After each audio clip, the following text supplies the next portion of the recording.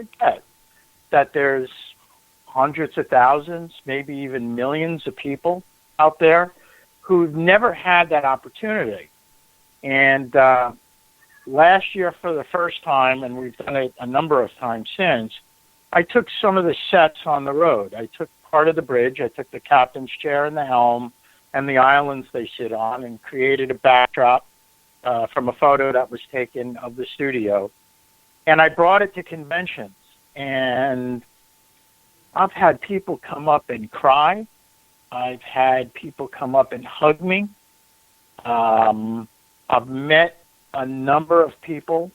There's a lot of stories, and I'm not going to go through them, but it's just amazing that there are so many fans who have never had that opportunity, and to be able to be in a position to allow them to have that experience is why I'm in it. It's why I'm doing it.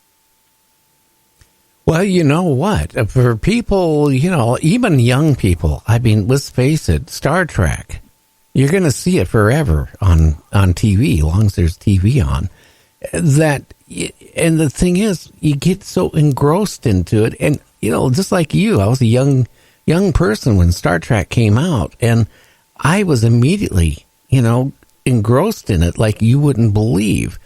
And I can watch the same one over, and I have every week for like I said, I've been married, going on 43 years. So every weekend I managed to find Star Trek on TV for 43 years. And I can imagine my wife going, "Oh no, he's watching Star Trek." Well, that's okay. I'll watch Star Trek, Linda. You can watch Columbo. Okay? We'll call it, you watch your detective show, I'll watch Star Trek. Call it even. Yeah. Call it even. Yeah.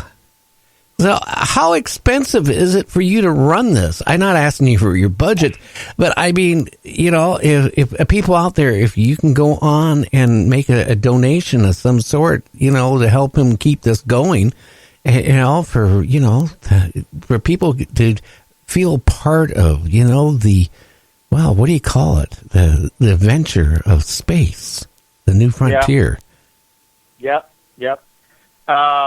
And I always believe in transparency, and there's public information out there. So what the main expense is really the rent. So rent for the building that we're in is $3,000 a month. And then there are utilities, which is, depending on what's going on at the studio, anywhere from, maybe $250 to, up into the 300s. And that's pretty consistent every month. Then there's, there are the liability insurance that I have to renew every year.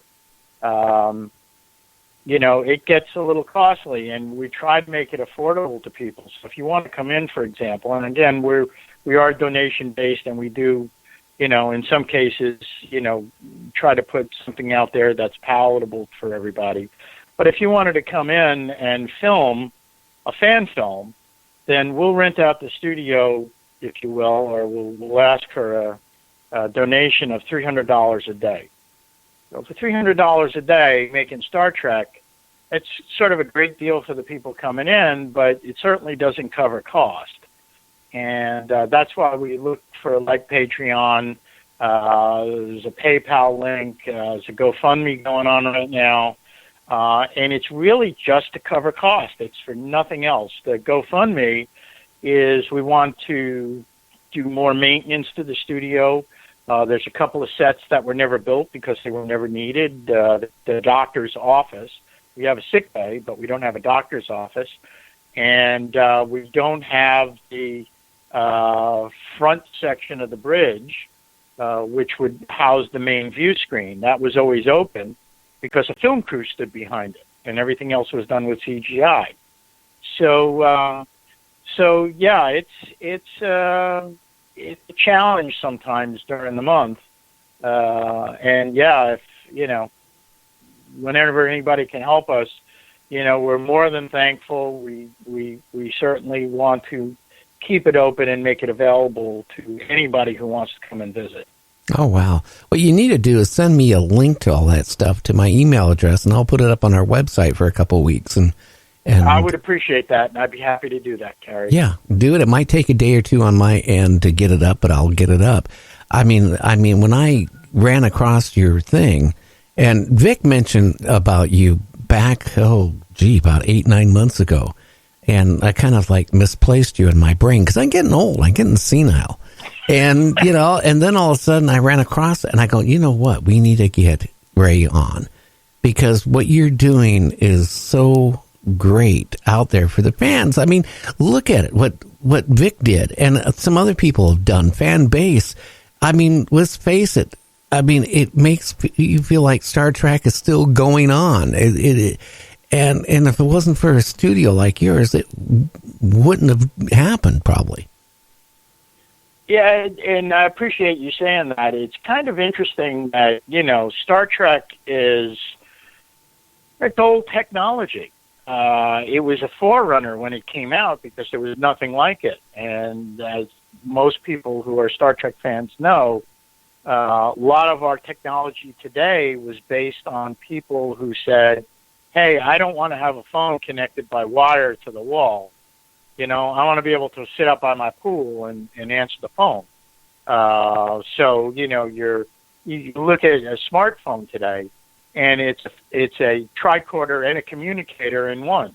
Oh, yeah. And who knows where we would be if somebody hadn't come up with that idea. But as old as that technology is, it's just still amazing that we all sit there and watch it and live it and talk it and breathe it. And you're right. You said we'll be watching this for forever, and I think we will be watching this forever. Oh, yeah. My grandkids, like the youngest is like 2 years old. We were watching, back Saturday, we were watching reruns of Star Trek, and, he was in the front room, just getting, the same feelings and stuff that I got when I was, I wasn't that age, but he was intrigued with it, and I got a funny feeling he's going to want to watch it now every weekend. But, that's what Star Trek has done and what you've done. I mean, it's to keep the legacy going. I want to commend you for it because, there's not many people would have stepped up and taken over what you have taken over. Well, I appreciate that. I'm not going to lie to you. I never get tired of hearing people say that. It sometimes gets a little embarrassing, but thank you for that. Oh, yeah. The one thing, though, what like the backgrounds, the monitors and all that stuff, I take that's all, painted, created artwork? Well, most of the background, if you're talking about around the sides of the bridge, that's all just images on plastic. It's amazing when, people come in and they look at it sometimes and realize what it really is. What we use what are called gels, which are just like, colored, clear, it's almost like saran wrap. And it just adds color, the way color should have been added, the way it was in the original series. And people look at it and are amazed at what it looks like. And I say to people, all right, take your camera and put your camera up and look at it through the camera lens. And it's like you're in Star Trek. It is Star Trek. That's what it is. So there's reality and there's fantasy. And the sets are reality. And that's the way it probably would have looked in 1966.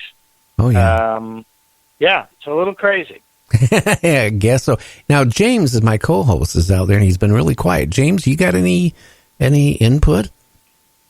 Yeah, I would love to visit there and film that stuff. Now, do you have any future plans of filming anything else? And when you do it, do you have limits on how long the filming can be for like a episode or whatever you want to call it?